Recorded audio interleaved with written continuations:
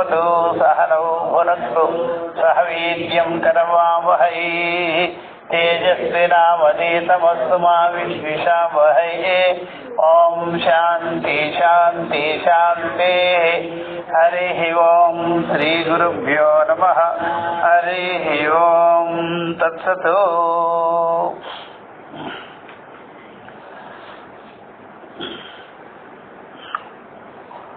మన దేశంగాని మతంలో మారితే మన దేశానికి మన తల్లిదండ్రులకి అంతా ద్రోహం చేస్తారు. అది చూడండి, అట్లా బ్రెయిన్ వాష్ చేసేస్తారు. ఒక మతం మారితేనే అలాగా, అంటే మనసుకు సంబంధించి మారితే అదే.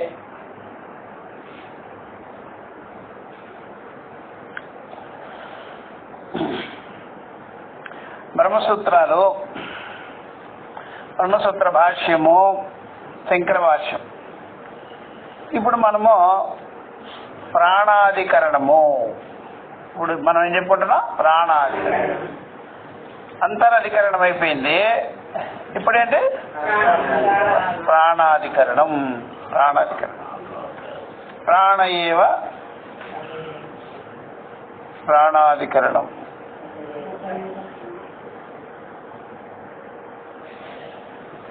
అతయేవ ప్రాణః అతయేవ ప్రాణః.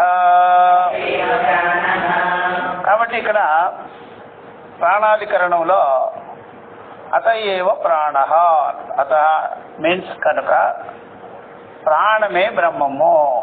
ప్రాణమే బ్రహ్మము, ప్రాణాన్ని బ్రహ్మము, ప్రాణాధికరణం. ఎందుకంటే ఈ కారణం చేత ప్రాణం అంటేనే పరమాత్మ బ్రహ్మము అని అర్థం అనమాట. మనం ఇదివరకు ప్రాణం అంటే శ్వాస నిశ్వాసలు అనుకుంటాం కదా. అసలు మనకి మాండక్యంలో కూడా వస్తుంది ప్రాణములో సత్ప్రాణములో విలీనమవుతుంది అని. సత్ప్రాణంలో విలీనమవుతుంది. అదే మామూలు ప్రాణంలో విలీనం కాదు. ఏది విలీనం కాదు, విలీనం కాదు, దాని నుంచి రాదు. మామూలు కార్యప్రాణంలో ఇప్పుడు కార్య ప్రాణం ఉంటుంది. ఆ కార్యప్రాణం నుండి ఉత్పత్తి లయం ఉండదు, స్థితి కూడా ఉండదు. ఉత్పత్తి లేదు, స్థితి లేదు, లయం లేదు మామూలు కార్యప్రాణంలో. అది అవిద్యా కల్పితం, అది ఉపాధి సహితం, ఉపాధిలోది. అది కారణ ప్రాణం ఏదైతే ఉందో ఆ కారణ ప్రాణం నుండి ఉత్పత్తి స్థితి లయాలు జరుగుతాయి. అందుకని అది పోదు, ఆ ప్రాణము పోదు, మారదు అన్నమాట.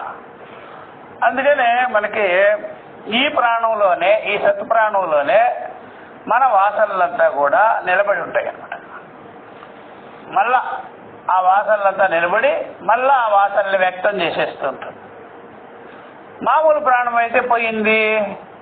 అదేంటి? గ్రాణ ప్రాణం. గ్రాణ ప్రాణం వచ్చి మామూలు ప్రాణం.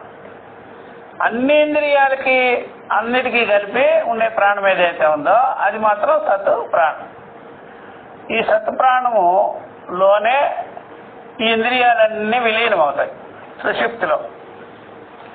ఈ సత్ప్రాణమే ఆధారం. దాన్ని దృష్టిలో పెట్టుకొని ప్రాణం అతః ప్రాణ ఏవా అని, అతః ఏవ ప్రాణ అని, ప్రాణమే బ్రహ్మము అని దాని గురించి చెప్తారు. ఉద్గీతే ప్రస్తోతర్యా దేవత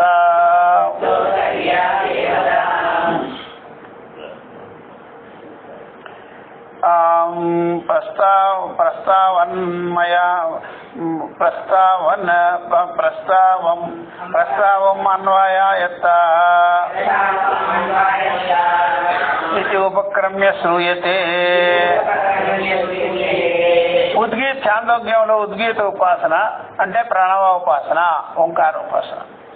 ఆ ప్రకరణంలో చాక్రాయణుడు అనేటువంటి వాడు అనే ఋషి, ఇది ఆయన ఏం చేశాడు? ప్రస్తోతము అనేటువంటి దాన్ని, ప్రస్తోతం అంటే పిలువట, పిలిచి ప్రస్తోత ఏ దేవత ప్రస్తుతం సామము ద్వారా, సామవేదము ద్వారా ప్రస్తావంలోకి వచ్చిందయ్యా అని అడిగాడన్నమాట. ఇది చెబుతారు. ఇది ఉపక్రమ్య శ్రూయతే కథమసా దేవత ఇది ప్రాణ ఇది హోవాచ. అప్పుడేమన్నా ఏమన్నాడంటే ఆ శాక్రాయణ ఋషి ప్రస్తోత్తని పిలిచి ఇలా అడిగాడు. అప్పుడు శాక్రాయణుడు ఇలాగ అడిగాడు అనమాట, ఎవరు ఆ దేవత అని అడిగాడు అనమాట. అడిగినప్పుడు ఆయన ఏమన్నాడు, ప్రాణ ఏవా, ప్రాణమే అన్నాడు, ప్రాణదేవత అన్నాడు. ఈ సమస్త భూతాలన్నీ కూడా చెప్తారు కదా, ప్రాణాధికరణం కదా ఇది. సర్వాణి వా ఇమాని భూతాని ప్రాణమేవాభిసంవిశంతి ప్రాణం అభ్యుజ్యహతే సైషా దేవత ప్రస్తావం అన్వయాయత.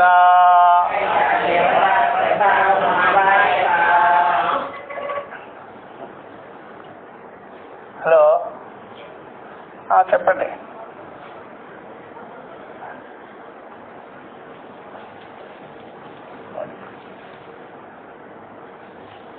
బయట ఆయన వచ్చాడు.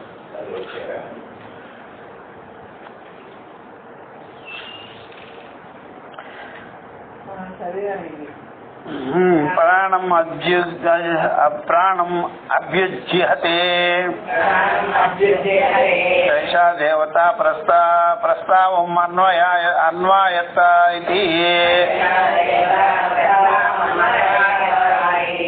కాబట్టి ఈ ప్రకారంగా ఈ ప్రస్తావంలో ఆయన అడిగాడు, ఈ ప్రాణం ఎవరు అని, ప్రాణదేవత అని అన్నప్పుడు ప్రాణము అన్నాడు. ఈ సమస్త భూతాలు ప్రాణంలోకి ప్రవేశిస్తుంటాయి, లయమైపోతుంటాయి, ప్రాణం నుండే వస్తున్నాయి. కాబట్టి ఇతో వాయుమాని భూతాన్ని జాయంతేలాగా సర్వాణి వా ఇమాని భూతాన్ని ప్రాణం ఏవ అభిసంవిశంతి ప్రాణం అభ్యుజ్యహతే సైషా దేవత ప్రస్తావన్వాయత్త ఇది. ఇట్లా లాగితే వస్తుంది.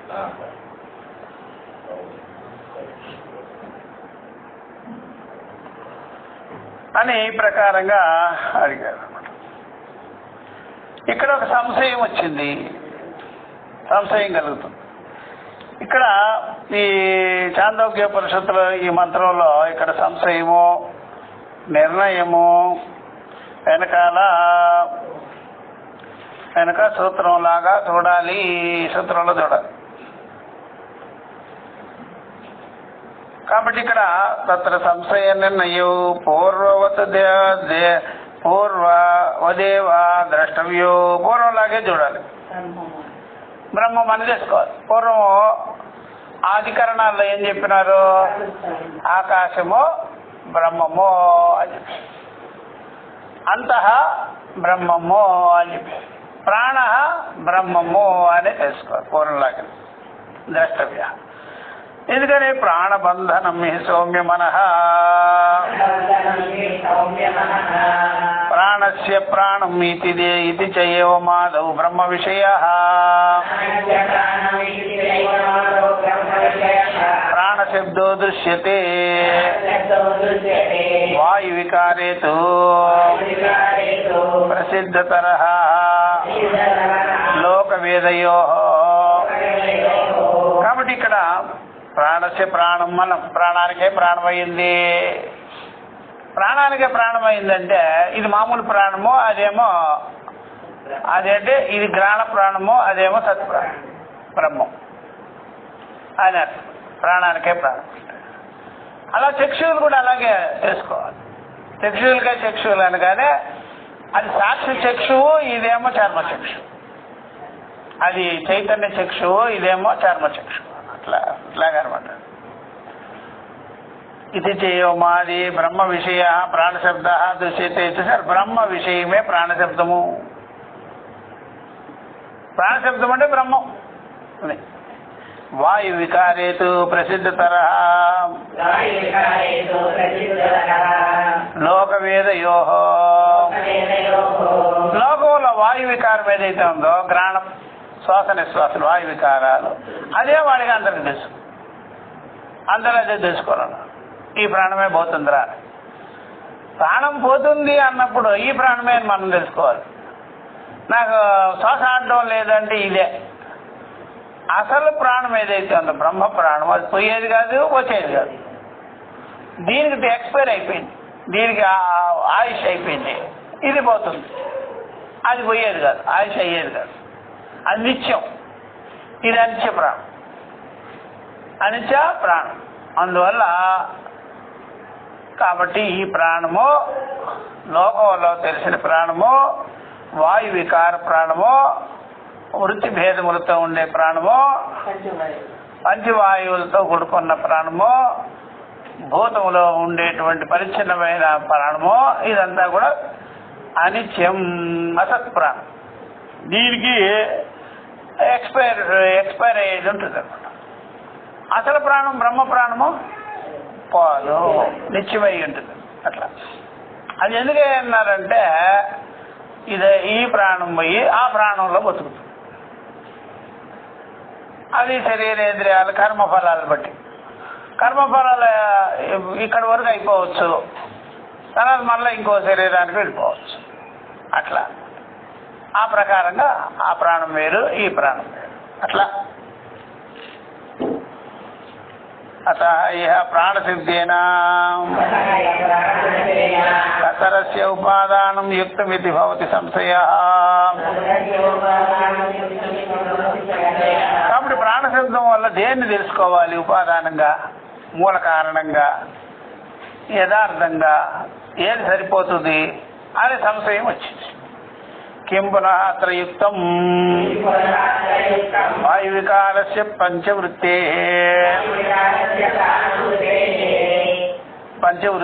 ప్రాణస్య ఉపాదానం యుక్తం. అప్పుడు ఏదయ్యా సరైనది అనండి. వాయు వికారస్య పంచవృత్తే, వాయు వికారాలతో కూడుకున్నటువంటి ప్రాణాపాన వ్యాన సమాన ఉదాన వాయువులు ఆ ప్రాణస్య ఉపాదానం, ప్రాణానికి ఉపాదానం యుక్తం అన్నాడు. తత్ర హి ప్రసిద్ధతరః. ఈ ప్రకారంగా ఇలాగా మనం ప్రాణవాయువుని గ్రహించటం ఉత్తమము అన్నాడు. ప్రాణశబ్దానికి అర్థం అదేనయ్యా అని చెప్పాడు. కాబట్టి ఇక్కడ బ్రహ్మ లక్షణాలు తెలియాలి దాంట్లో. కాబట్టి తత్ర హి ప్రసిద్ధతర ప్రాణశబ్ద ఇది అవోచమా, ఇది ప్రసిద్ధమైందనే చెప్పినాం కదా. ప్రసిద్ధమైన ప్రాణం చెప్పరాదు, అందరికి తెలిసిన ప్రాణం మనం మాట్లాడుకోవటంలే, నీకు నేను చెప్పటంలే అని ఆ ఋషి ఆరుస్తాం. అసలు ప్రాణం ఇది కాదయ్యా, వేరేది, ఆ విషయం చెప్తున్నాం. అట్లా నన్ను పూర్వదు ఇహపి తల్లింగాత్ బ్రహ్మణః ఏవ గ్రహణం యుక్తం ఇహాపి వాక్యశేషే భూతానాం సంవేశన ఉద్గమనం పరమేశ్వరం కర్మ ప్రతీయతే.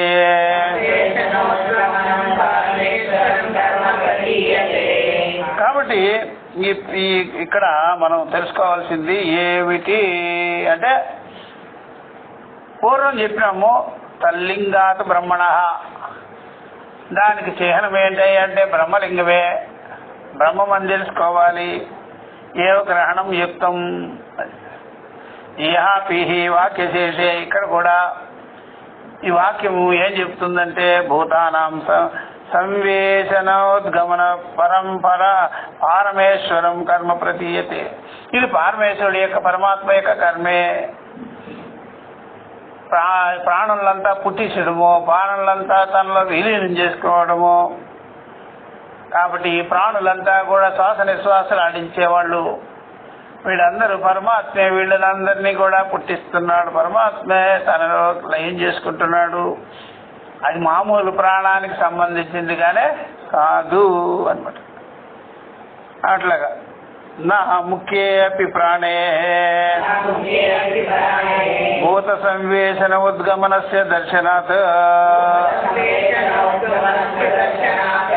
కాబట్టి ఇక్కడ అలా కాదు, ముఖ్య సంబంధమైనటువంటి ప్రాణవాయువునందు భూత సృష్టి లయములు కనబడుతున్నది కదా అంటే కాదు కాదు కాదు. అట్లా కాదు, అది శ్వాస నిశ్వాసాలు తీసుకుంటుంటారు అంతే. వాళ్ళు పుట్టేది ప్రాణం నుండి కాదు, ప్రాణంతో పుడుతున్నారు. ఏ ప్రాణం నుండి? అది సత్ప్రాణం. లయమైపోతున్నారు, ఏ ప్రాణంలో లయమైపోవాలి? సత్ప్రాణం. అందుకనే వచ్చింది అనమాట. అట్లా ఎక్కడ కూడా మనకి ప్రాణం పుడుతుంది, ప్రాణం లయమైపోతుంది అంటే మరి అది దేనిలో లయమైపోతుంది? దేనిలో లయమైపోతుంది. అప్పుడు మనకి ఏమొస్తుంది? అది ప్రాణస్య ప్రాణ అన్నప్పుడు ఈ ప్రాణానికే ప్రాణం, అది నేర్చుకోవాలి. ఈ ప్రాణానికే ప్రాణం అని తెలియాలి. అట్లా కేనోపనిషత్తులో ఉంది. ఎందుకంటే వేరే అర్థం చెప్పకూడదు పరమాత్మలో అనే చెప్పినా, కానీ ఇదే బెటర్.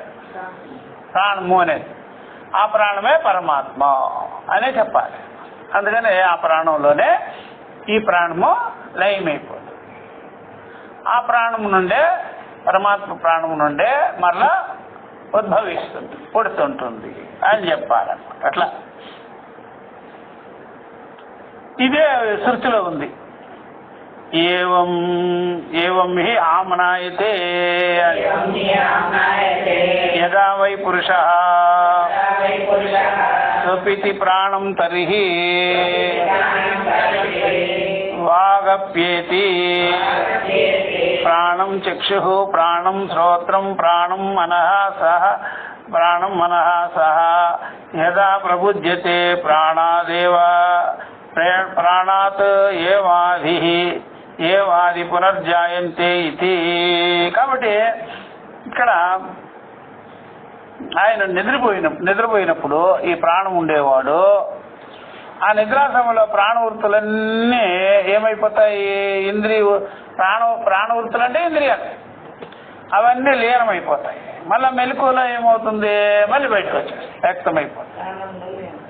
ప్రాణంలో లేని ఆ ప్రాణమే అవ్వదు, అది కదా.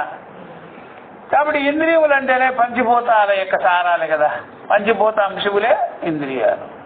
కాబట్టి భూత సృష్టి, ఆ భూతం యొక్క లయము, ఇదంతా కూడా వాక్యాన్ని బట్టి చూస్తుంటే ఇంద్రియాలే. ఇవన్నీ కూడా ఏంటి? ఇంద్రియాలే. ఇంద్రియాలు తప్ప వేరేది కాదు, మేల్కోగానే వస్తాయి. కాబట్టి పురుషః స్వపతి ప్రాణం తర్హి వాగప్యేతి ప్రాణం చక్షుః ప్రాణము చక్షుః ప్రాణము శ్రోత్రము ప్రాణము మనసు యదా ప్రబుధ్యతే ప్రాణాదేవ అది పునర్జాయంతే, మళ్ళీ వచ్చేస్తాయి, మళ్ళీ వ్యక్తమైపోతాయి. ఇది ప్రత్యక్షం చేతతో, ఇది అందరికీ తెలిసిన విషయమే. ఇంద్రియాలన్నీ లయమైపోతున్నాయి చూసారా. ప్రాణంలో ప్రాణములు, ఇంద్రియాలంటేనే ప్రాణాలు, ఇంద్రియాలంటేనే మనకేంటంటే శ్వాస నిశ్వాసలే ప్రాణాలు అంటాం కదా. శ్వాస నిశ్వాసులు ప్రాణమే, ఇంద్రియాలు కూడా ప్రాణమే. మళ్ళీ ఇంద్రియాలు కూడా శ్వాస నిశ్వాసాలు చేస్తుంటాయి, మనకు తెలియదు. అర్థమైందా? మనం ఇప్పుడు ఒక పెద్ద మోటార్ కానీ రన్ అయితే అన్ని మిగిలినవన్నీ కూడా రన్ అయిపోతాయి, అన్నీ రన్ అవుతాయి. అట్లా శ్వాస నిశ్వాసాలు ఆడుతూ ఉంటే అప్ అండ్ డౌన్, ఈ ఇంద్రియాలు కూడా ప్లాంట్ ఉంటాయి, అది కూడా ప్రాణాలు తీసుకుంటుంటాయి. మనకు తెలియదు, ఇది తెలిసినట్టుగా అది తెలీదు. ఆ చెవి కూడా అంతే, అలాగే కన్ను కూడా అంతే, అలాగే శరీరం కూడా అంతే. ఇట్లా సూక్ష్మమైనటువంటి ఆ యొక్క వాయువులే వదులుతూ పీల్చుకుంటూ వదులుతూ. ఈ పెద్ద మిషన్ ఆడింది కదా, ఈ పెద్ద మిషన్ ల్యాప్టాప్ మిషన్ ఆడింది కదా శ్వాస నిశ్వాసం, దీని మూలంగా అవన్నీ కూడా పనిచేస్తుంటాయి అన్ని. అందుకని అవి కూడా ప్రాణాలు. అవి కూడా చెట్టుకు నీళ్లు పోస్తే ఎలా బతుకుతాయో ప్రాణం వల్ల అవి కూడా బతుకుతాయి. చెట్టుకు నీళ్ళు లేకపోతే ఎండిపోద్ది కదా. ఈ శ్వాస నిశ్వాసల ప్రాణం వల్ల అది కూడా తేజస్సుగా ఉంటాయి. అందుకనే మనకి ఎక్కడైనా సరే ఈ శ్వాస నిశ్వాసాలు చేసేటప్పుడు ఇంద్రియాలు కూడా యాక్టివ్గా ఉంటాయి. శ్వాస విశ్వాసాలు జరుగుతున్నాయంటే ఇంద్రియాలు కూడా యాక్టివ్గా ఉంటాయి. శ్వాస విశ్వాసాలు చేయకపోతుంటే ఇంద్రియాలు డల్ అయిపోతుంది. అట్లాగా మళ్ళీ అంతేకాకుండా మరలా ఏమవుతుందంటే ఆయా ఇంద్రియాలని కదుపుతూ ఉండాలి. ఎట్లాగైతే మనం శ్వాస నిశ్వాసలు చేసుకునేటప్పుడు ఒక రకమైనటువంటి మనకి కపాల భాగ్యం ఉంటుంది అని, అట్లా ఇంద్రియాలను కూడా కదుపుతూ ఉండాలి. కళ్ళు కదుపుతుండాలి, లల్ల అంటుండాలి, బ్లింక్ చేసుకోవాలి, అటు ఇటు తిప్పాలి, అది ఇవి చెవులు కూడా ఇలా అంటుండాలి.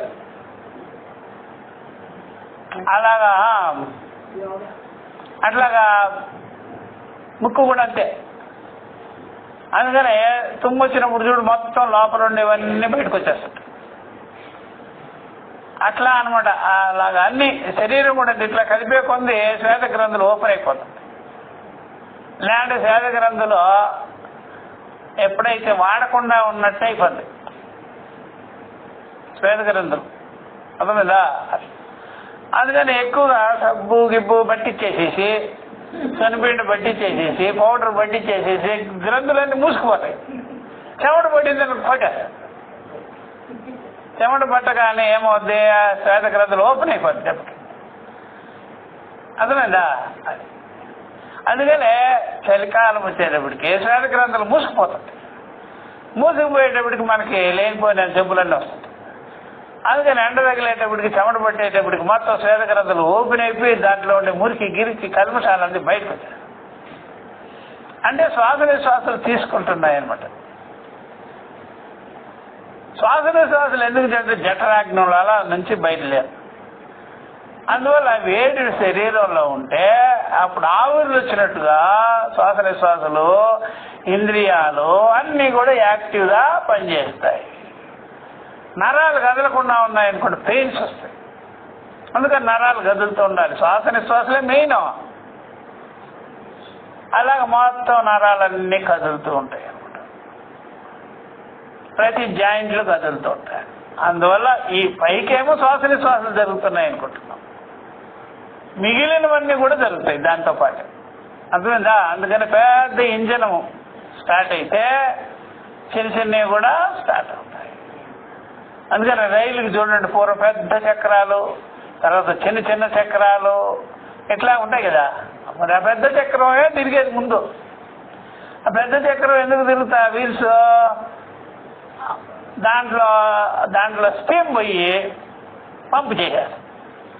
పంపు చేయగానే పెద్ద చక్రం ఎప్పుడు రన్ అవుద్దో మిగిలిన చిన్న చక్రాలన్నీ రన్ అయిపోతాయి. అట్లాగా శ్వాస నిశ్వాసలే పెద్ద చక్రాలు ఈ ఇంజిన్కి. ఇది కదలగానే మిగిలినవన్నీ శరీరంలో ఉండే ప్రతి అవయవము యాక్టివ్గా ఉంటుంది. ఇప్పుడు శ్వాస నిశ్వాసాలు ఎంత గొప్ప విషయమో చూడండి. ఇట్లాగా అందరికీ తెలిసిన విషయమే ఇది. అయితే ఇవన్నీ లీనమవుతాం, ఇంద్రియాలు, ఈ ప్రాణము, ఇవన్నీ కూడా లీనమైపోవటం ఉందే. ఇదంతా ఆ యొక్క సత్ప్రాణంలోనే లీనం అవుతాయి. సత్ప్రాణంలోనే లీనమైపోతాయి. అట్లా అది చెప్పినారనమాట ఇక్కడ. కాబట్టి ప్రత్యక్షం చేతత్ స్వాపకాలే ప్రాణవృత్తౌ లుప్యమానాయాం ఇంద్రియ వృత్తయ పరిలుప్యంతే. కాబట్టి నిద్రా సమయంలో ఈ ప్రాణవృత్తులు మామూలుగానే ఇంద్రియ వృత్తులు అన్నీ లీనమైపోతాయి. అప్పుడు ఇవన్నీ కూడా కనిపించకుండా పోతాయి. ప్రబోధకాలి, మళ్ళా లేచిన వెంటనే ప్రబోధకాలేచ పునః ప్రాదుర్భవంతి. ప్రబోధ కాలంలో మళ్ళీ వచ్చారు. అది ఆ మూమెంట్లో కొన్ని ఇంద్రియాలు పనిచేయవు కానీ లోపలగా పనిచేస్తాయి. కళ్ళు బయటికి పనిచేయదు, లోపలికి పనిచేస్తుంది. ఆ స్వప్నదేవుడు తేజస్సు దగ్గరికి వెళ్ళిపోతాయి కళ్ళు, దానికి కనెక్షన్. అర్థమైందా? మనం 2 మీటర్లు పెట్టుకున్నాం అనుకోండి, 1 మీటర్ నుంచి స్విచ్ ఇంకో దానిలో పెట్టినట్టుగా ఇప్పుడు మెలకువల్లో ఉండే స్విచ్ లాగా తీసేసి స్వప్న స్విచ్ పెట్టారు. అంటే ఈ కళ్ళు అటు తిప్పుతారు. ఇటు తిప్పితేమో నామరూప విషయాలు చూపిస్తుంది, అటు తిప్పితేమో మనసును చూపిస్తుంది. తేజస్సు కళ్ళు అలా చూపించింది అనుకోండి, తేజస్సే కనిపిస్తుంది. అట్లా అనమాట. అంటే ఇంద్రియాలన్నీ ఇటు తిరుగుతాయి. అర్థమైందా? ప్రాణం లోపలే పనిచేస్తుంది, స్లోగా స్మూత్గా.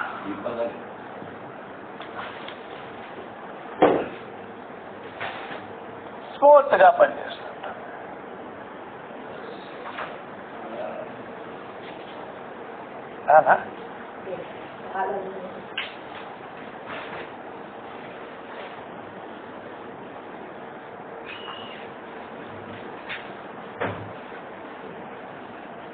ఇలా పనిచేస్తుంటాయి స్మూత్గా.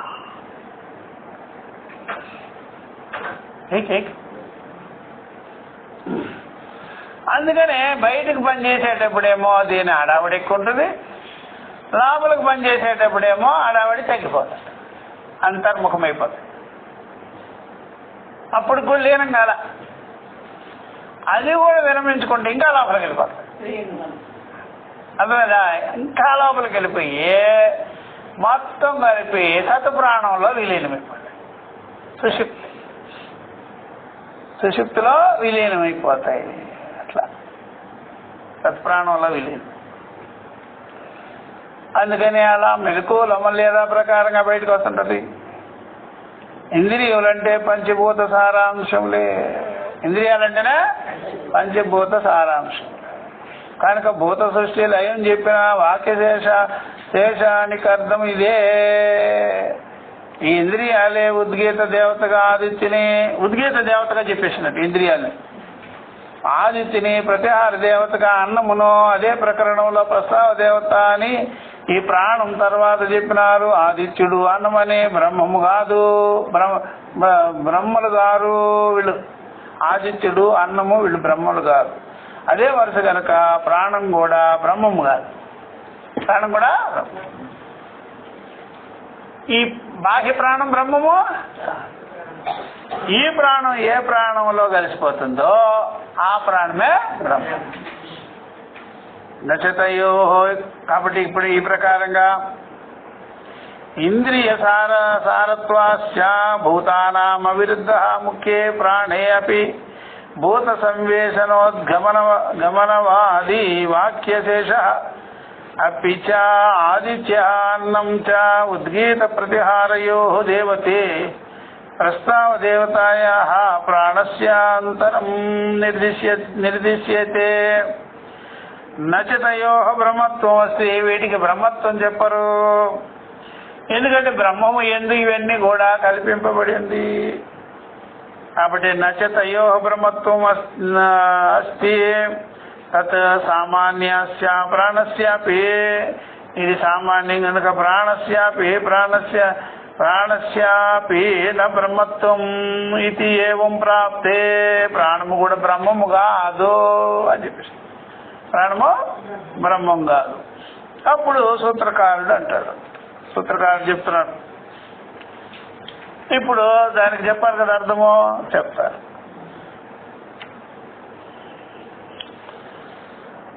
అతయేవ ప్రాణ ఇది.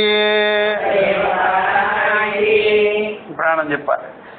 తల్లింగాత్ ఇది పూర్వసూత్రే నిర్దిష్టం. అతయేవ తల్లింగాత్ ప్రాణశబ్దమపి బ్రహ్మ భవితుమర్హతి. కాబట్టి ఇక్కడ కనుక ప్రాణము తల్లింగాతు అని చెప్పి, ఈ ప్రాణము బ్రహ్మలింగమై ఉన్నది. పూర్వసూత్రంలో దీన్ని చెప్పారు, పూర్వసూత్రంలోకి తీసుకోవాలి. కాబట్టి మామూలు ప్రాణం కాదు చెప్పేది. ఇప్పుడు పోయి ఈ సూత్రాల్లో పోయి మామూలు ప్రాణం గురించి చెప్తే ఏమయ్యా బ్రహ్మసూత్రాలు చెప్తూ మామూలు ప్రాణం గురించి చెప్తారంట. కాబట్టి మేము చెప్పేవన్నీ అది అదేనా. ఇట్లా బంగారు షాపుకు పోయి 1 గ్రామ్ గోల్డ్ ఉందా అని అడిగితే ఎట్లాగా, వేరే చోట దొరుకుతుంది బాబా, ఇక్కడ రావద్దా. అసలు ఇది బంగారు చేపలు అవన్నీ పెట్టుకుంటే ఇంకా అయిపోయినట్టు, ఇంకా నమ్మరు కూడా అసలు. నువ్వు అది ఇది కలిపి చేస్తావేంటి. అందుకని బ్రహ్మసూత్రాలు చెప్పేటప్పుడు ప్రాణశబ్దం వచ్చింది, అది బ్రహ్మ ప్రాణమే కానీ మామూలు ప్రాణము అట్లా. అతయేవా తల్లింగాత్ ప్రాణశబ్దమపి పరం బ్రహ్మ భవితుమర్హతి. కాబట్టి తల్లింగాత్ అంటే బ్రహ్మలింగమయ్యా. దీన్ని ఏమంటారంటే అస్పష్ట బ్రహ్మలింగాలు అంటారు. అస్పష్ట అది స్పష్టంగా తెలియలే, గురువు దగ్గర పోయి వెళ్తే చెప్తారు ఈ ప్రాణం ఆ ప్రాణం ఏంటి అదేంటి ఇదేమిటి అని చెప్తారు. కాబట్టి శబ్దమపి పరం బ్రహ్మ భవితుమర్హతి. ప్రాణశబ్దం కూడా పరబ్రహ్మమేనయ్యా అని చెప్పేసి. ప్రాణస్యాపి బ్రహ్మలింగ సంబంధ శ్రూయతే. ప్రాణస్యాపి బ్రహ్మలింగ సంబంధ శ్రూయతే. వింటున్నాం మనము ఈ ప్రాణానికి బ్రహ్మలింగం అని వచ్చింది, ఈ ప్రాణాన్ని పట్టుకొని బ్రహ్మలింగం అంటారు అని తెలుసుకోవాలి. అట్లా దానికి శృతి చెప్తుంది చూడు అంటున్నాడు. సర్వాణి వా ఇమాని భూతాని ప్రాణమేవా విసంవిశంతి ప్రాణం అభ్యుజ్యహతే ఇది. కాబట్టి సర్వభూతములన్నీ కూడా ప్రాణమేవా ప్రాణాన్నే, ఆ యొక్క సత్ ప్రాణాన్నే బ్రహ్మ ప్రాణాన్నే సంవిశంతి పొందుతున్నాయి, చేరిపోతున్నాయి. ఆ ప్రాణము బ్రహ్మ ప్రాణము నుండే పుట్టుచున్నాయి ఇది. కాబట్టి ప్రాణ నిమిత్తం సర్వేషాం.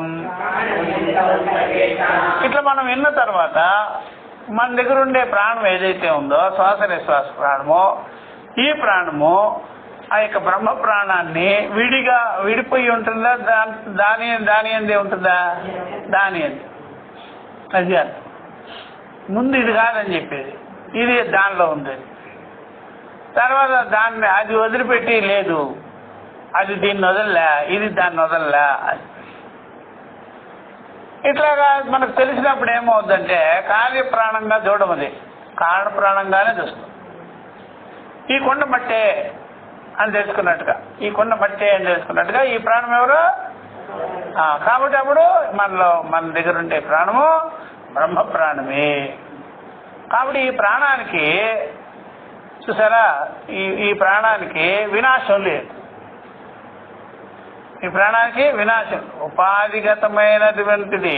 ఇప్పుడు కొండ నాశాతో ఆకాశ నాశ కాదు కదా. కొండ నాశనమైంది, ఘటాకాశంలో ఉండే ఆకాశం నశించలేదు, కొండే పోయింది. నామరూపాలు దేహం పోద్దంటే. సత్ప్రాణం అలాగే ఉంటుంది, సత్ప్రాణం అలాగే. సత్ప్రాణాన్ని తెలుసుకున్న తర్వాత అది శ్వాస నిశ్వాసాలు ఆడిస్తుంది అని అనుకోవద్దు. శ్వాస నిశ్వాసాలు లేకపోయినా సత్ప్రాణం ఉంది, అర్థమైందా. అందుకని అంతర్ముఖం అయిపోయింది, బహిర్ముఖంగా కనిపించవలసిన పనిలే. కనిపించేటప్పుడు కూడా బ్రహ్మమే, కనిపించకపోయినా బ్రహ్మమే. కాబట్టి ప్రాణము బ్రహ్మమే అని తెలియదు. అట్లా అప్పుడు ప్రాణం పోయింది అనకూడదు. ప్రాణం పోయేదేమీ లేదు, ఎప్పుడు ప్రాణం. అసలు నా శరీరం నశించేదే మనం చూస్తున్నాం, ప్రాణం నశించేది చూడము. అట్లాగే మళ్ళా ఈ శరీరాన్ని కూడా బాగా పరీక్ష చేసి పంచభూతాలని తెలిసిన తర్వాత పంచభూతాలు నాశనం లేదు, పంచభూతాలు నాశనం లేదు, అలాగే ఉంటుంది అన్నమాట. పంచభూతాలు నాశనం కాదు, అట్లాగే ఉంటుంది, రీసైకిల్ అయిపోతాం. కాబట్టి ఈ పంచభూతాలు ఎందుకు నాశనం కాలేదు? పంచభూతాలకు ఆధారం పరమాత్మ. కాబట్టి నాశనం అనేదే లేదు జగత్తులో, ఏది నశించే వస్తువు లేదు, ఎప్పుడు అన్ని అమృతమే అయ్యింది. అట్లా అర్థమైందా? ఈ అర్థం తీసుకొచ్చేదానికి అన్ని చెప్తాను. అంటే మనకు మరణమే లేదు, వినాశమే లేదు, అంతా అవినాశి అని చెప్పేదానికి వచ్చింది. ఇప్పుడు ఈ మరణ శబ్దం వినే కదా మనకి ఏడుపు, బాధ, భయము అవన్నీ. వినాశ శబ్దం వచ్చేటప్పుడే కదా నాది ఏదో పోతుంది అనేది. ఏం పోయేది లేదు, ఏం పోయేది లేదు వచ్చేది. నేను ఎప్పుడు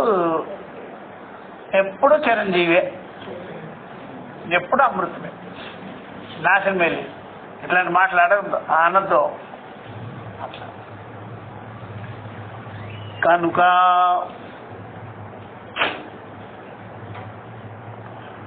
ఈ ప్రకారంగా ఏం చేశాడా మోటార్ అని చేయగలిగా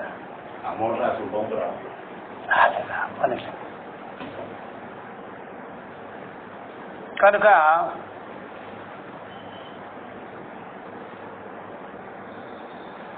ప్రాణస్యాపి హి బ్రహ్మలింగ సంబంధం శ్రూయతే. ప్రాణం కూడా బ్రహ్మలింగంగానే చెప్పబడింది. దీని ఒకటితోనే అస్పష్ట బ్రహ్మలింగాలు అని చెప్పేసి, స్పష్టంగా కాకుండా నీకు అలా తెలుస్తుంది ఇది బ్రహ్మలింగాన్ని. అట్లా సర్వాణి హవా ఇమాని భూతాని ప్రాణమేవ విసంతి ప్రాణం అభ్యుజ్యతే ఇది ప్రాణ నిమిత్తౌ సర్వేషాం భూతానాం ఉత్పత్తి ప్రళయౌ ఉచ్యమానౌ ప్రాణస్య బ్రహ్మతాం గమయతః. ఇది ప్రాణ నిమిత్తౌ సర్వేషాం భూతానాం ఉత్పత్తి ప్రళయౌ ఉచ్యమానౌ ప్రాణస్య బ్రహ్మతాం గమయతః. ప్రాణ నిమిత్తం గానే ఇదంతా కూడా బ్రహ్మ ప్రాణం నిమిత్తంగానే ఇదంతా కూడా ఈ భూతములన్నీ కూడా ఉత్పత్తి సుసర స్థితి ప్రళయాలను కలిగించుకుంటున్నది. ఉచ్యమానం చివరికి ప్రాణస్య బ్రహ్మతాం గమయతి, బ్రహ్మ ప్రాణాన్నే చేరిపోతుంది అన్ని కూడా. దాన్నే మనం సత్ ప్రాణం అనేది. ఇది మాండుక్యంలో వచ్చినప్పుడు అట్లా. ఒకవేళ మనకి ప్రాణం కానీ పోయితే అందుకనే మనకి కించిత్ ఇతరులకైనా తెలుస్తుంటుంది. మనం నిద్రపోతున్నాం అనుకోండి, మనకు తెలుసు శ్వాసలు ఆడుతుందో లేదని, ఇంద్రియాలు పనిచేయడం లేదని. సరే, ఇంద్రియాలు పనిచేస్తే ఇంకేముంది, అన్నీ చూస్తుంటాంగా. అప్పుడు మనకి స్వప్నంలో కూడా అవి వెనక్కి తిరుగుతాయి.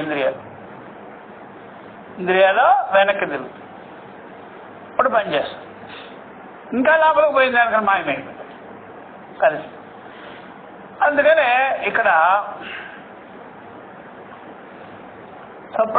సుషుప్తిలో శ్వాస నిశ్వాసాలు ఆడేది ఇతరులకు తెలుసు. శ్వాస నిశ్వాసాలు గురకు పెడుతుంటారు ఒకటి, లేకపోతే ముక్కు దగ్గర పెట్టి చూస్తే తెలిసిపోద్ది. లైట్గా గుండె కొట్టుకునేది తెలుస్తుంది, పట్లాడేది తెలుస్తుంది, అన్నీ తెలుస్తుంది కదా. కానీ సుషుప్తిలో ఉంటుంది. అది మనకి బాహ్యానికి సూచన. కానీ నిజంగా వాసనలన్నీ ఖర్చు కావు. వాసన వ్యవహారం ఉండదు, వాసన వ్యవహారం ఉండదు అనమాట. మనసులో ఉండే రాగద్వేషాదులు, సుఖ దుఃఖాదులు. ఇప్పుడు లోకంలో వాసనలంటే మీరు ఎప్పుడైనా బాగా గుర్తుపెట్టుకోండి, వాసనలు ఉంటాయి మన దగ్గర, లేకపోతే సంస్కారాలు ఉంటాయి. అవి మొత్తం జనిడి పెట్టి చూస్తే అది మీద రాగద్వేషాలే ఉంటాయి, ఇష్టానిష్టాలు. లైఫ్ అంతా ఇదే ఉంటుంది. పుట్టడు దేనికి పుట్టినావురా అంటే రాగద్వేషాలకు పుట్టినా. దేనికి రా నువ్వు చూసేదంటే రాగద్వేషాలకే జీవించేది. కానీ స్వప్నం మీరు బాగా చూస్తే రాగద్వేషాలు ఉండవు దాంట్లో. అది పెట్టింది చూపించిందంతా చూడాలి. అది చూద్దాం. నువ్వు చూడండి, ఇట్లా మొహం తిప్పుకున్నావు అనుకో, ఎక్కడ పోతారా, ఎక్కడ తిప్పుకుంటావరా నువ్వు. అది తిప్పుకునేది ఏం లే. మొహాలు తిప్పుకోవడం, వంకరగా పెట్టడం, అది ఏం కుదరదు అక్కడ. చూడరా అన్నీ చూడ. వీడికి కూడా బుద్ధి లేని వాళ్ళలాగా చూసుకుంటుంటాడు అన్నీ. ఏ సినిమా అంటే తిరుమతి స్వప్నంలో అలా కుదరదు. నాకు ఇది వద్దని ఎక్కడికి పరిగెత్తొద్దని దీన్ని వదిలిపెట్టేసి ఎక్కడికి పోలేము, అక్కడే పడి ఉండాలి. కాబట్టి రాగద్వేష రహితమైన స్వప్నం చూస్తే మీకు ఆశ్చర్యంగా ఉంటుంది. అది వద్దు, ఇది వద్దు, ఇది కాదు అనేదానికి లేదు. ఎక్కడ అవి పెట్టింది తినాలి, చూసింది చూడాలి అంతే, చూపించింది చూడాలి అంతే కదా. చూసుకోండి ఒకసారి మీరు, అవును కాదు అనేదానికి వీళ్ళే. ఆ తర్వాత బయటకు వచ్చి చెప్తారు, ఏ స్వప్నం బాబా, ఆ మాట అక్కడ అనకపోయావా అనేదానికి వీల్లేదంటే, అది అనేదానికే వీల్లేదు అంతే. బయట కొట్టుకోవడమే అంతే, అనేదానికే వీళ్ళే. ఎవరితో అంటావురా నువ్వు? అక్కడ అంతా నీదే. ఎవరితో అంటావు నువ్వు? ఎవరితో గోడు పెట్టుకుంటావు? ఎక్కడైనా పెట్టుకోవచ్చు, అయ్యా అమ్మ అది అది అని. అక్కడ ఏం ఉండదు, ఎవరితో చెప్పుకునే నాదుడే లేడు, అంతా నీదే స్టోరీ, నీదే జగత్తు, అంతా చూసుకుంటుంటారు. నువ్వు వెళ్ళగక్కాలంటే మేలుకున్న తర్వాత వెళ్ళగక్కుంటావు. ఏం స్వప్నం అయ్యాదప్ప, గుండె మీద ఎక్కి తొక్కినట్టున్నారా జన్మ. మరి చెప్పకపోయావు లేచి, అంత సింపుల్, అంత లేదు. కాబట్టి ఈ మెలకువలు అయితే చిటుక్కనే చాలు, వాటితో వెళ్తా వెళ్తా చెప్పుకోవటం. అంచలేకపోతున్నా అది ఇది ఇది అని అక్కడ. అంటే దీన్ని బట్టి చూస్తుంటే మెలకువే లైఫ్. జీవితం అంటే మెలకువే, స్వప్నం లైఫ్ కాదు. థ్రిల్లింగ్ లేదు అక్కడ. థ్రిల్ ఉండాలి జీవితానికి, థ్రిల్ లే గిల్లు లేదు. ఇక్కడే థ్రిల్. అదంతా కలిపి ఏమిటి అంటే అన్నీ కలిపి రాగద్వేషాలు, ద్వంద్వాలే. ద్వంద్వ జీవితం లైఫ్ అంతా. మళ్ళీ నెక్స్ట్ పుట్టినా సరే ద్వంద్వాలే ఉంటుంది. మీరేమనుకుంటున్నారంటే మెలకు అంటే 10 రకాల ఐటమ్స్ అది ఇది అనుకో, కాదు, అంతా ద్వంద్వాలే. 10 రకాల వస్తువులు ఉన్నాయనుకోండి, దానికి ఇష్టం ఉంటుంది. దానికి 10 రకాల విషయాలు ఉంటే దాంట్లో రాగద్వేషాలే ఉంటాయి. రాగద్వేషాలు కాకుండా నువ్వు జీవించటమే కుదరదు. అంతా రాగం ఎలా పెట్టుకుంటావయ్యా? అంతా దేశం ఎలా పెట్టుకుంటావు? కొద్దిగా అన్నా రాగం ఉండాలి, కొద్దిగా అన్నా ద్వేషం ఉండాలి, కొద్దిగా అన్నా ఇష్టం ఉండాలి, కొద్దిగా అన్నా ఇష్టం ఉండాలి. ఇది మెలకువ. మెలకువ లైఫ్. నెక్స్ట్ జన్మ కూడా ఇలాగే ఉంటుంది. రాగద్వేషాలు, ఇష్టానిష్టాలే లైఫ్. ఎన్ని ఐటమ్స్ ఉన్నాయో జడచేతనములన్నీ, ప్రాణులు అప్రాణులు అన్నీ రాగద్వేషాలు. వస్తువుల మీద కూడా నాకు ఇదంటే ఇష్టమో అదంటే ఇష్టమో అంటావు. మనుషులను కూడా ఇది వీళ్ళంటే ఇష్టమో వీళ్ళంటే ఇష్టం లేదంటావా. భావాలు కూడా అంతే, ఇదంటే ఈ భావం నాకు మంచిది, ఈ భావం నాకు చెడ్డది అని అంటావా. కాబట్టి ఇప్పుడు లైఫ్ అంటే ఏమిటి అని ఎవరిని అడిగితే చెప్పేయాలి, ద్వంద్వాలే, రాగద్వేషాలు. ఈజీగా రాసిపడి లైఫ్ అంటే. లైఫ్ అంటే ఈజీగా అదే. రాగద్వేష రహితంగా జీవించటం కుదరదు. జ్ఞానంలో జ్ఞాన జీవితం అది. వాడు దష్టగా ఉంటాడు, అదే ఎలాగ స్వప్నవతం దష్టగా ఉంటాడు, అన్ని చూస్తుంటాడు. ఏది రాగము ఏది ద్వేషము అవన్నీ చూసాడు, అంతా కలిపి టోటల్గా రాగద్వేషాలే లైఫ్ అంతా. యదృశ్యం తద్ రాగద్వేషమయం, యత్సంకల్పం తత్ రాగద్వేషమయం. మనసు రాగద్వేషాలతోనే ఉంది, ఇంద్రియ విషయాలు రాగద్వేషాలతో ఉంది. ద్రష్ట మాత్రం రాగద్వేషాలకు అతీతంగా ఉన్నాడు, ద్వంద్వాతీత. అర్థమవుతుందా? అట్లాగా. కాబట్టి ఈ ప్రకారంగా ఆ మహాప్రాణంలోకి, బ్రహ్మప్రాణంలోకి విలీనమైపోతాడు. అందువల్ల ప్రాణస్య బ్రహ్మత. అందుకనే ఎవరైనా రాగద్వేషాలు లేకుండా ఉండాలి అంటే కుదరదు. రాగద్వేషాలే తెచ్చేది, రాగద్వేషాలే ఎంజాయ్మెంట్, ఇంకేముందే. అర్థమైందా? రాగద్వేషాలే ఎంజాయ్మెంట్.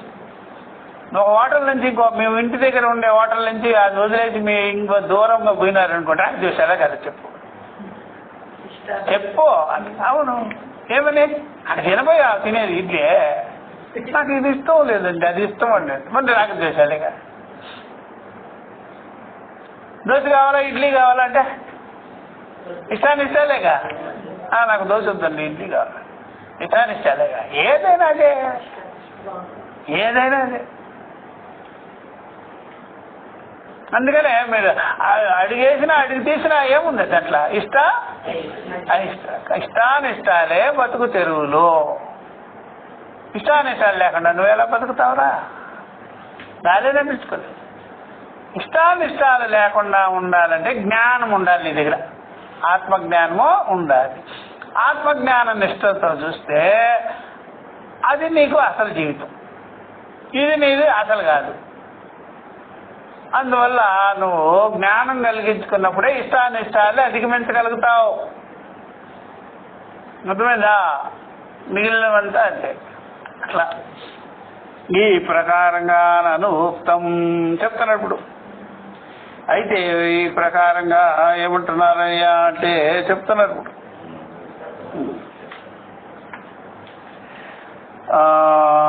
ఇక్కడ నన్ను ఉక్తం ముఖ్య ప్రాణ పరిగ్రహేపి సంవేశనోద్గమన దర్శనం అవిరుద్ధం. కాబట్టి అయితే ఇక్కడ సంశయం చెప్తున్నారు. ముఖ్య ప్రాణ పరిగ్రహం చేసినా సరే సంవేశన ఉద్గమన దర్శనం అవిరుద్ధం, దానిలో లోపలికి వెళ్ళిపోవటము మళ్ళీ ఉద్గమనం అయిపోవటము అనేది విరోధంగా లేదు కదా అంటాడు. స్వాప చెప్తున్నాడు. స్వాప ప్రబోధయో దర్శనాదితి. కాబట్టి స్వాప ప్రబోధములు చూస్తున్నాం కదా మనం, నిద్రించటము మేలుకోవడము, దానిలో మనం చూస్తూనే ఉన్నాంగా, తెలుసుకుంటూనే ఉన్నాంగా అన్నప్పుడు చెప్తారు. అత్ర ఉచ్యతే స్వాప ప్రబోధయో ఇంద్రియాణం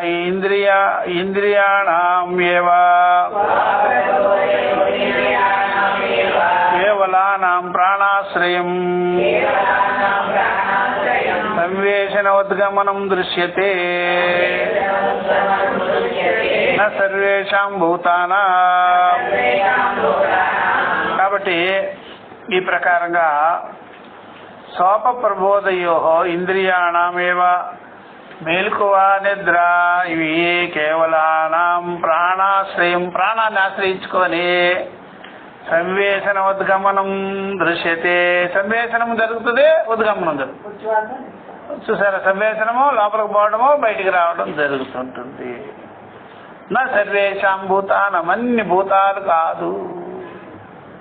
ఇహతు ఇక్కడ ఏం చెప్తున్నారంటే నా సర్వేషాం భూతానం ఇహతు సేంద్రియాణం శరీరాణం చ జీవావిష్టానాం భూతానాం. కాబట్టి ఇక్కడ మేము చెప్పేది ఏంటంటే ఈ బ్రహ్మప్రాణములో అన్ని ఇంద్రియాలు శరీరాలతో సహా ఒకటే అయిపోతాయి. జీవావిష్ట భూతానం, జీవుడు ఏ విధంగా ఆ జీవావిష్టుడైన భూతములు ఎన్ని ఉన్నాయో, జీవుడితో ఉండేటువంటి భూతాలు బ్రహ్మ మొదలుగన విపరీత పర్యంతం అన్నీ కూడా అవన్నీ కూడా బ్రహ్మ ప్రాణములోకి చేరిపోతాయి. బ్రహ్మ ప్రాణంలోనే ఉంటాయి, రాకపోకలేం లేదు. రాకపోకలో బ్రహ్మ ప్రాణంలోనే ఉన్నాయి, బ్రహ్మ ప్రాణంలోనే స్థితి కలిగి ఉన్నాయి, బ్రహ్మ ప్రాణంలోనే లయమైపోతాయి, వ్యక్తమైపోతాయి. అది అక్కడ అలాగా లయమైపోవడం ఉద్గమనం అవడం. ఇక్కడ మొత్తం కలిపి బ్రహ్మ ప్రాణంలోనే. ఇక్కడ మనకి మెలకు వచ్చిన తర్వాత ఆ యొక్క లయమయ్యే ప్రాణం ఇక్కడ ఉండదు, వ్యక్తమైన ప్రాణమే ఉంటుంది, లయమైపోతుంటాం. కానీ ఇక్కడ అలాగే ఉండదు, బ్రహ్మమే ఉంటుంది. లయానికి కానీ బ్రహ్మమే, స్థితికి కానీ బ్రహ్మమే. చూసారా, బ్రహ్మమే ఉంటుంది. ఇహతు సేంద్రియాణం సశరీరాణం చ జీవావిష్టానాం భూతానాం సర్వాణి వా ఇమాని భూతాని. ఈ సర్వభూతాలన్నీ కూడా బ్రహ్మము యందే ఉన్నాయి. ప్రాణభూతాలు బ్రహ్మము యందే ఉంది. యదాపి భూతశ్రుతి మహాభూత విషయ పరిగృహ్యతే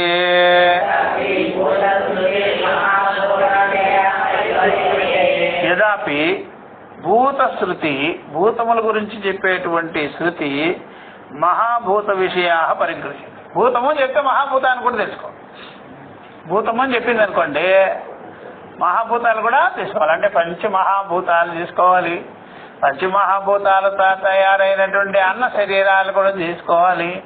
చరాచరాలు కూడా తీసుకోవాలి. అన్ని కలిపి పరిగృహ్యతే. తదాపి బ్రహ్మలింగత్వం అవిరుద్ధం. అప్పుడు బ్రహ్మలింగానికి విరుద్ధంగా ఏమీ లేదు. బ్రహ్మలింగంలోనే ఉంది ఇవన్నీ. నను సహాపి విషయైః ఇంద్రియాణాం పాప ప్రబోధయోః ప్రాణే అపి అయం ప్రాణాస్య ప్రభవం శృణుమః. అయితే మరి మళ్ళీ సంశయం అడుగుతున్నా. సహాపి ఇంద్రియ విషయైః ఇంద్రియాణాం స్వాప ప్రబోధయో. అయ్యా, విషయాలతో కూడుకున్న ఈ ఇంద్రియాలన్నీ కూడా మెలకువలో గాని నిద్రలో గాని ప్రాణే అపి అయం ప్రాణాశ్చ ఈ ప్రాణములో ఇవన్నీ ఈ ప్రాణములో ప్రభవం పుట్టుచు. ప్రాణే అపి అప్యయం ప్రాణంలోనే లయమైపోతుంది.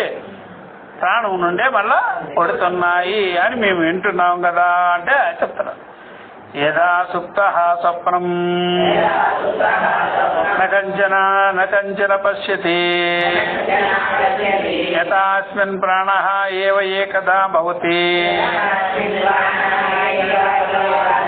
తదైనం వాక్ సర్వైః నామభిః సహ అప్యేతి. కాబట్టి యదా సుప్తః ఎప్పుడైతే నిద్రిస్తున్నామో స్వప్నాన్ని చూడ్డు. అంతేగాని మెలకువలో ఏమి కోరేది చూసేది ఏమీ ఉండదు. యథా అస్మిన్ ప్రాణః ఏవ ఏకదా ఈ ప్రాణములోనే బ్రహ్మ ప్రాణములోనే ఒక్కటైపోతున్నది. తదైనం వాక్ సర్వైః నామభిః సహా అప్యేతి. వాక్కుతో సహా అన్ని పేర్లు కూడా అన్ని నామరూపాదులన్నీ కూడా వ్యవహారమంతా కూడా దానిలోనే లయమైపోతున్నది. తత్రాపి తల్లింగాత్. కాబట్టి దేనిలో లయమైపోతుందో అదే ఇక్కడ తల్లింగం బ్రహ్మలింగం. తల్లింగాత్ ప్రాణశబ్దం బ్రహ్మైవ. కాబట్టి ఈ ప్రాణశబ్దము బ్రహ్మమే. బ్రహ్మంలోనే అందరూ కూడా ఉంటున్నారు అన్నమాట. బ్రహ్మంలో ఉంటున్నారు, బ్రహ్మంలో లైవ్ అయిపోతున్నారు అనే మాటకి డిఫరెన్స్ ఉంది. బ్రహ్మంలోనే ఉంటున్నాం. సుషుప్తిలో అయితే లైవ్ అవుతాం. బ్రహ్మజ్ఞానం కలిగిన తర్వాత నా నిద్ర నా స్వప్నం చూసారా, నా మెలకువ లేదో, నిద్ర లేదో, సుషుప్తి లేదు. అందుకని లైవ్ అయ్యేది ఉండదు. ఇక్కడ ఎప్పుడు బ్రహ్మముగానే ఉంటాం. బ్రహ్మము ఎందున్నాము. బ్రహ్మము ఎందుంటే బ్రహ్మంలో లయం అవ్వాల్సిన పని లేనే లేదు. సుషుప్తి అయితే లయము, బ్రహ్మం అయితే లయం కావలసిన పని లేదు. అట్లా అనమాట. కొండ పోవాలి అంటే పగలాలి. కొండ కనిపించకూడదు అంటే పగలాలి. మట్టిని తెలుసుకోవాలంటే పగలద్దు. పగలవలసిన పనిలే. మట్టిని తెలుసుకోవాలి అంటే కొండగా ఉంటే కూడా మట్టి తెలుసు. ఇప్పుడు నాకు సర్వ సంసార వ్యవహారం లేవద్దు, సుషుప్తిలోకి పోదామా, మరణిద్దామా? జ్ఞానం కలిగించుకుంటే సర్వ సంసారాలకి నువ్వు విలక్షణంగానే ఉన్నావు. అట్లా అనమాట జ్ఞానం కలిగించుకున్నాడు. అంతేగాని ఇప్పుడు ఎవరైనా సరే మానసికమైనటువంటి సమస్యలన్నీ వస్తున్నాయి అనుకోండి, అబ్బా ఈ సమస్యలతో భరించలేకపోతున్నాం అంటే అదే మగవాళ్ళు అయితే మందు షాప్కి వెళ్ళిపోతారు. ఆడవాళ్ళు అయితే ఏం చేయాలి చెప్పాలి, ఏదో టాబ్లెట్ మింగాలి. లేకపోతే ఇది వరకు నూతులు ఉండేది, లేకపోతే పొలాలకు వేసే మందు డబ్బాలు ఉండేది, తాగేసేస్తే సరిపోయా. ఒకసారి మగవాళ్ళేమో మందు షాపులకే, ఆడవాళ్ళేమో బావిలో పడు, ఉరేసుకో, లేకపోతే కాల్చుకో, లేకపోతే ఇంటి డబ్బా ఉంది తాగి ఏదోటి అది సమస్యల నుండి బయటపడాలంటే, ఇబ్బందుల నుండి బయటపడాలంటే. అదే జ్ఞానికే అప్పులో ఉంటాడు, చెత్త ఆ చెత్త మనకు పని చేసిలే. ఒక్కోసారి అడుగు పెట్టినప్పుడు ఆయనకి చెత్త అంటుకుంటుంది, మళ్ళీ పైకి ఎట్టారు. అడుగు పెట్టినప్పుడు వ్యవహారానికి వచ్చి అడుగు పెట్టాలి కదా, వ్యవహారంలోకి వచ్చేటప్పటికి తినాలన్నా తాగాలన్నా దిగాలి కదా, చెప్పేయాలి కిందకే. వరద వచ్చిందమ్మా, వరద వచ్చినప్పుడు నువ్వు మసపెక్కినావు, మళ్ళీ ఏమన్నా చేసుకొని తినాలంటే ఏం చేయాలి, అడుగు పెట్టుకోవాలి కదా. మరి ఏం చేస్తావయ్యా? అందుకనే అప్పుడు ఏం చేస్తాడు వాడు, అదేమో అదే అంచినట్టు కదా వదిలిచేస్తాడు, విలక్షణంగా ఉంటాడు. అందుకనే బ్రహ్మజ్ఞానంలో లయం కావలసిన పనిలే, శాంతం అది వాషౌట్ అవ్వాల్సిన పనిలే. అది లేని దాన్ని వాషౌట్ లేనిదే మిథ్యా విషయ అంటాడు అట్లా. అందుకనే సుషుప్తి అయితే లయము, లేకపోతే యోగ సమాధులు అయితే అసంప్రజ్ఞాత సంప్రజ్ఞాత అనే పేర్లు, నిర్వికల్ప అది ఇది. ఏం తెలియకుండా అట్లా అయిపోయినానో, ఏం తెలిస్తే ఏం భద్రా, నీ కొంప మునిగి పెడతా.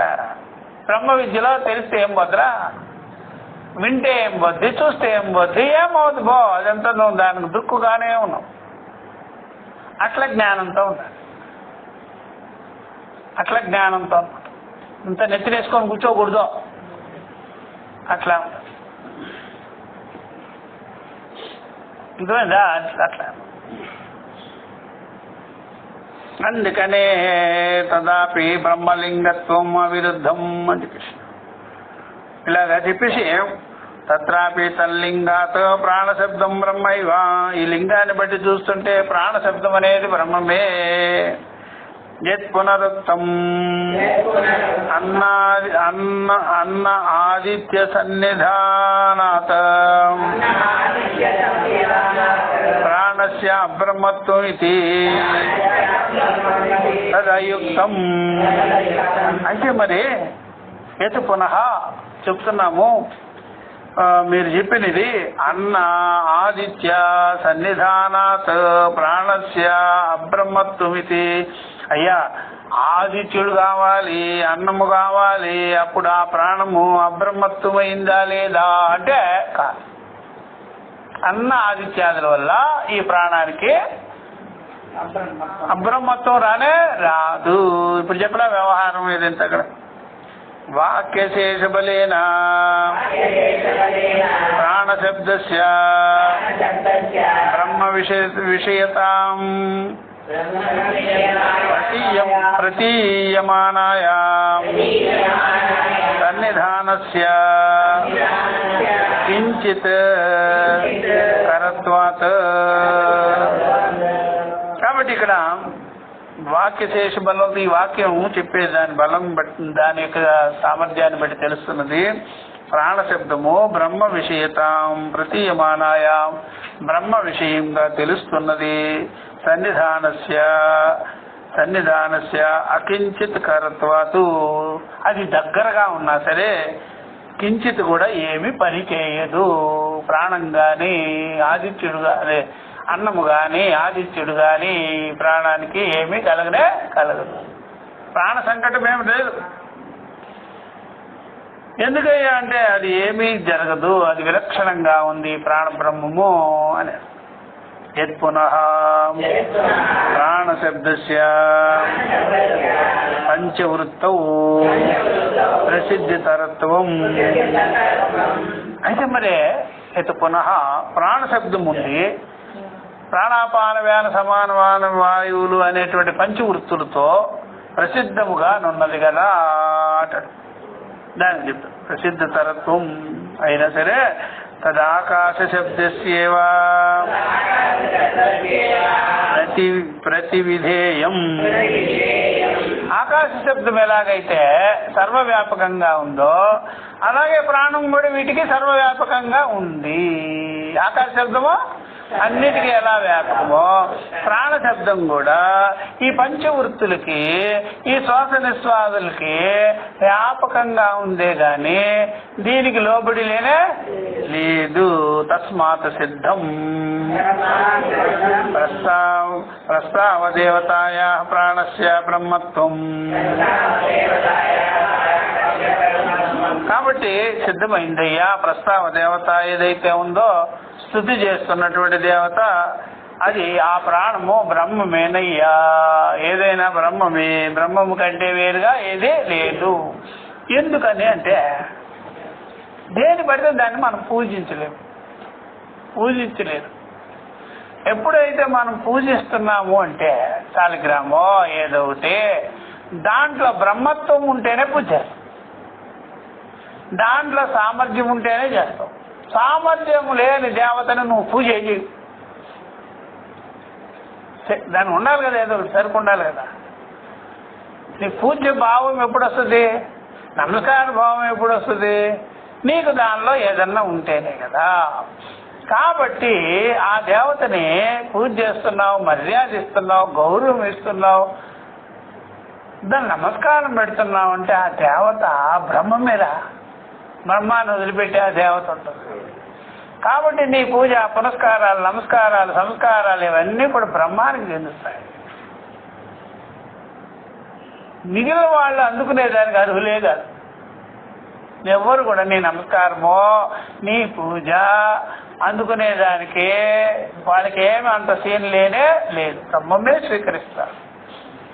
సర్వదేవతా స్వరూపుడయ్యి ఉన్నాడు, అంతటా ఉన్నాడు. కాబట్టి చిన్న చిన్న విషయాలను అంత గొప్పగా చేయలేవు, నీ వల్ల కాదు, నీ వల్ల ఏం కాదు. నువ్వు మట్టి బొమ్మనే చెయ్యి, దాంట్లో వినాయకుడిని చూస్తావు. ఆ వినాయకుడు అంటే ఎవరో కాదు, అన్ని గణాలకే ఆయన నాయకుడు. కాబట్టి ఉపాసనా దేవత పరిచ్ఛిన్నుడు అనుకోవడం నీ విషయమా? నువ్వు ఉపాసన పరిచ్ఛిన్న దేవత చేసేస్తావు. ఉపాసన అపరిచ్ఛిన్నమైన దేవత. కాబట్టి దేవతకి అంత సీను బ్రహ్మం వల్లే వస్తుంది కానీ మామూలు వాళ్ళ వల్ల కాదు. నమస్కార అర్హులే కాదు ఈ సూర్యుడు కానీ, చంద్రుడు కానీ, అగ్ని కానీ, ఆదిత్యుడు కానీ, వాయువులు కానీ నమస్కార అర్హులు కాదయ్యా. బ్రహ్మమే అర్హత ఉంది. దేనిఫోర్ వాటి వెనకాల ఎవరుండాలి?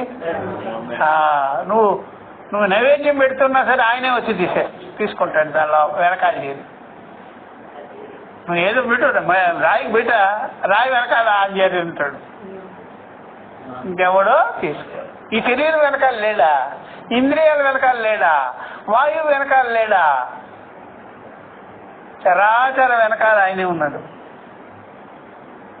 అర్థమైందా? చరాచర వెనకాల ఆయనే ఉన్నాడయ్యా. పాత్ర వెనకాల పాత్రధారిగా ఉన్నాడు.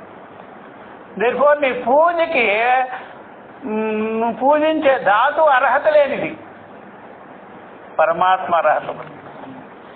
యోగ్యుడు ఆయనే. మన దృష్టితో ఏమనుకున్నావు చెప్పు? నువ్వు దేవుని పూజ చేస్తున్నావు, రాయిని పూజ చేస్తున్నావు అంటే మనమేమంటావు? దేవుణ్ణయ్యా, దేవుణ్ణి పూజ చేసేది.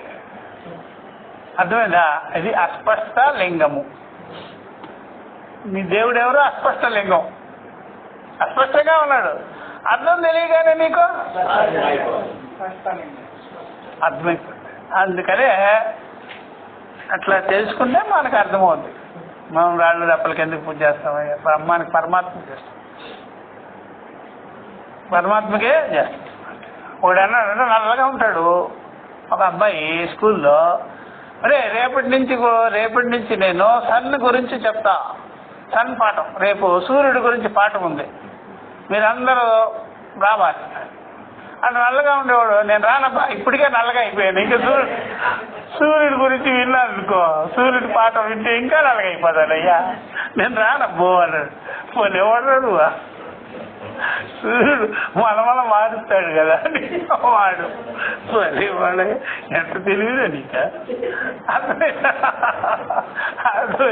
అట్లాగా సూర్యుని పోయి ఉపాసన చేయాలంటే మాట అవ్వండి అక్కడికే ఇంక చేయరా ఏదో ఒకటి చెయ్యి దూరం నుంచి చెయ్యి దూరం నుంచి చేయరా అక్కడికి పోయావంటే నువ్వు మాడిపోతావు దెబ్బకి ఎందుకని పరమాత్మ కమ్యూనిస్టులు అంటారు పరమాత్మ చూపించరాదా అంటాడు నీ గుండెకాయ చూపించా ముందా నీ గుండెకాయ చూపించా గుండెకాయ చూపిస్తే కానీ నేను నమ్మను బా చూపించరా పిచ్చబాగుడు ఆగుతాం అర్థమైందా ఎట్లాగైతే సూర్యోపాసన దూరంగా ఉండే చేసేది మనకి ఎన్ని కిలోమీటర్లు ఎంత గ్యాప్ ఉంది ఆయనకి మనకి అలాగే శాలిగ్రామంలో పెట్టుకోవాల్సిందే మన గతి హృదయంలో కూడా మీకు పెట్టుకోవాలి హృదయంలో కూడా పరమాత్మనే నేను అహంకారంగా ఉండే నేనునే మనం దాన్ని తెలుసుకుంటాం ఈ నేనుకు ఆధారం ఆయనేనయ్యాను అని ధైర్యతగా నీకు కనిపిస్తాను ఎదురుగా చేరి అప్రస్తుతం నేనే అని నువ్వు అనుకోవాల్సిందే కానీ ఇది అని నువ్వు తెలుసుకోలేవు కదా బ్రహ్మముని అట్లాగే నీకు ఈ పరోక్ష దేవతలంతా కూడా ఏదో ఒక రకంగా అడ్డు పెట్టుకొనే చేసుకుంటాం శాలిగ్రామో చెట్టో పుట్టో అదో ఇద్దో చేసుకుంటాం మనం అట్లా అంత మాత్రం చేత నేను అది చేస్తున్నానని అనుకోవద్దు భగవంతుడికే నేను చేసేది భగవంతుడికే అట్లా అనమాట గంగా నది ఎక్కడి నుంచో ఎక్కడికో ప్రవహిస్తున్నా సరే మీ ఊర్లో వేసినా సరే గంగలో ఏదైనా డబ్బులు గంగకే చెందుతుంది మీ ఊర్లో ఉండే గంగ ఎక్కడి నుంచో ప్రవహిస్తుంది కాబట్టి ఆ గంగకే అట్లా అనమాట భగవంతుడంట చూస్తాడంట దగ్గర పెట్టుకొని ఎట్లా ఉద్యా తస్మాత్ సిద్ధం ప్రస్తావ దేవతాయ ప్రాణస్య బ్రహ్మత్వం అని చెప్పేసినాడు చెప్పి ఇప్పుడు అత్ర కేచిత్ ఉదాహరంతి ప్రాణస్య ప్రాణం ప్రాణబంధనం మి సౌమ్య మనః ఇతి చ తదయుక్తం ఇక్కడ చెప్తున్నారు అనమాట ఇంకొంతమంది ఇట్లా అంటారయ్యా ప్రాణమునికే ప్రాణం అన్నారు కదా ఓ సౌమ్యుడా ఈ మనసు అనేటువంటి జీవుడు ప్రాణబంధనంలో ఉంటాడు ప్రాణాన్ని పట్టుకొనే ఉంటాడు కదా అని అన్నారు కదా అనే వాక్యాలు ఉదాహరణంగా చూపిస్తుంటారు అంటే అది కరెక్ట్ కాదు తద అయుక్తం అని చెప్పేసి కరెక్ట్ కాదు ఎందుకని చెప్తున్నారు శబ్దభేదాత్ ప్రకరణస్య సంశయానుపత్తే కాబట్టి ఇక్కడ శబ్దభేదం ఉన్నది ప్రకరణంలో భేదం ఉన్నది ఆ ప్రకరణమే వేరు శబ్దంలో భేదం ఉన్నది ప్రకరణంలో కూడా భేదం ఉన్నది కనుక సందేహానికి ఎటువంటి తావు లేదు చూడండి నేను చెప్తాను అంటున్నాడు యథా పితుః పితేతి ప్రయోగే అన్యః పితా తస్య నిర్దిష్టాత్ ప్రథమా నిర్దిష్టః పితుః పితా ఇతి గమ్యతే తద్వత్. కాబట్టి ఇక్కడ మనము ఇప్పుడు ఈ సందేహానికి తావు లేదయ్యా చూడండి తండ్రిని తాత అంటాం కదా తండ్రి యొక్క తండ్రి అంటాం ఆ ప్రయోగంలో మీకు తండ్రి ప్రయోగం వచ్చిందిగా శబ్దం ఒకటైనా సరే ఆ శబ్దాలు చెప్పేటప్పుడు తండ్రులు వేరు అని చెప్తాం తండ్రికే తండ్రి అందుకని మనం ఏం చేస్తామంటే అమ్మక్క అంటాం మీ అమ్మ అక్కని పెద్దమ్మ అని పిలవకుండా ఏమంటారు అమ్మక్క అంటారు సరే అమ్మక్క అంటే అర్థం ఏమైతుంది అమ్మమ్మ అదే పెద్దమ్మ అలాగే అమ్మమ్మ అంటాం కదా అమ్మకి అమ్మని అట్లాగా ప్రయోగం అనమాట.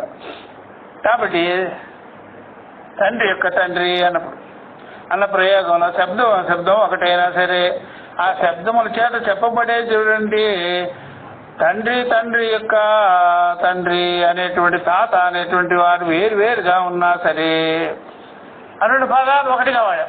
తండ్రి అని శబ్దం వాడాం.